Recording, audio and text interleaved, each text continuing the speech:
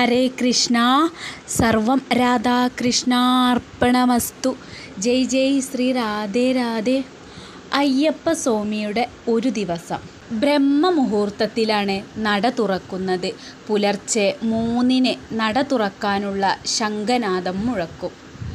കുത്തുവിളക്കിൻ്റെ അകമ്പടിയിൽ മേൽശാന്തി പ്രദക്ഷിണമായി എത്തി സോപാനത്തിൽ സാഷ്ടാംഗം നമസ്കരിച്ച് പടിക്കെട്ടിൽ തീർത്ഥം തളിച്ച് സോപാനത്തിലെ നിലവിളക്ക് തെളിയിച്ചതിന് ശേഷം കർപ്പൂരം കത്തിച്ച് മണിയടിച്ച് തിരുനട തുറക്കും.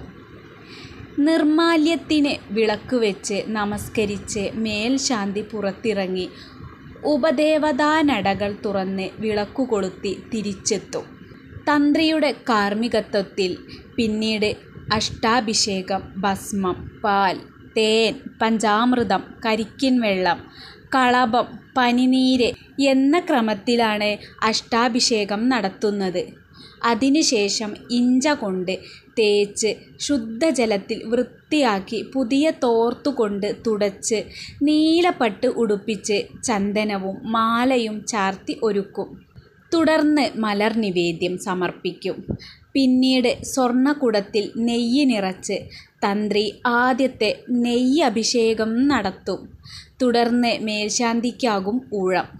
മേൽശാന്തി നെയ്യഭിഷേകം നടത്തുമ്പോൾ തന്ത്രി പുറത്തിറങ്ങി കിഴക്കേ മണ്ഡപത്തിൽ അഷ്ടദ്രവ്യ ഗണപതി ഹോമം നടത്തും. ഈ സമയത്ത് നെയ്യഭിഷേകം തുടരും. 7:15-ന് അഭിഷേകം നിർത്തി ഉഷപൂജയ്ക്കായി അയ്യപ്പസ്വാമിയെ ഒരുക്കും. ദർശന പ്രാധാന്യം ഏറെയുള്ളതാണ് ഉഷപൂജ. ഇടിച്ചു പിഴിഞ്ഞ പായസമാണ് നിവേദ്യം. ഉഷപൂജ കഴിഞ്ഞാൽ ഉദയാസ്തമന പൂജയാണ്. അഭീഷ്ടസിദ്ധിക്കായുള്ള പ്രധാന വഴിപാടാണ് ഇത്. 18 പൂജകളാണ് ഇതിനുള്ളത്. തീർത്ഥാടന കാലത്ത് ഉദയാസ്തമയ പൂജ ഇല്ല. ഉച്ചപൂജയ്ക്ക് 1 മണിക്കൂർ മുൻപേ നെയ്യഭിഷേകം പൂർത്തിയാക്കി ശ്രീകോവിലും തിരുമുറ്റവും കഴുകും. തന്ത്രിയുടെ കാർമ്മികത്വത്തിലാണ് ഉച്ചപൂജ. വെള്ള നിവേദ്യവും അരവണയുമാണ് ഉച്ചപൂജയുടെ നിവേദ്യം. വൈകിട്ട് 6:30-ക്കാണ് ദീപാരാധന. പൂക്കൾക്ക് നടുവിലെ അയ്യപ്പസ്വാമിയുടെ അപൂർവ ദർശനമാണ് പുഷ്പാഭിഷേകത്തിലൂടെ ലഭിക്കുന്നത്. രാത്രി 10 മണിക്ക് അത്താഴപൂജ. അപ്പം, വെള്ള, പാനകം എന്നിവയാണ് നിവേദ്യം. കഷായക്കൂട്ടാണ് പാനകം.